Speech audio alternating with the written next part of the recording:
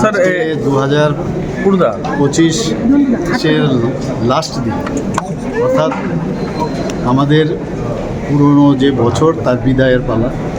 আর আগামী কাল থেকে আমাদের 2026 1 জানুয়ারি নতুন বছরকে আমরা স্বাগত জানাচ্ছি। তো এটা আমাদের জন্য কি, আমরা 2025-এ আমরা কী করলাম তার হিসাব, এবং আগামী দিন আমরা 2026-এ কী করতে যাব এগুলোর উপর ভিত্তি করে কিন্তু আমরা প্ল্যান করি।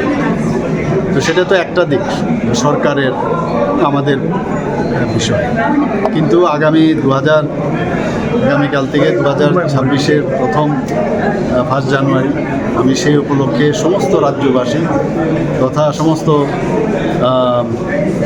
দেশবাসীকে আমি হার্দিক অভিনন্দন শুভেচ্ছা জানাচ্ছি। আর বিশেষ করে ত্রিপুরাবাসীকে আমি একটাই অনুরোধ করব, আমরা যে নতুন ত্রিপুরার কথা আমরা যেটা বলছি, যে নতুনভাবে আমরা ত্রিপুরাকে প্রতিষ্ঠিত করব। যেসব বিষয় নিয়ে আমরা যেভাবে চিন্তা ভাবনা করছি, এটা কিন্তু সরকার একা করলে হবে না, সবাই মিলে যদি আমরা করি তবেই আমরা নতুন ত্রিপুরা আমরা গঠন করতে পারব।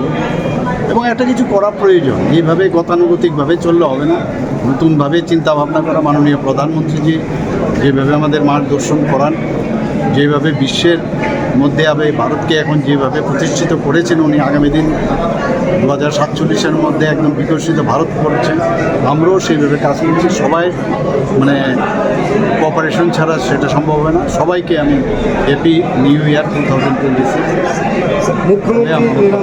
मुख्यमंत्री निरामय इसका जो लॉन्च किया इसके पीछे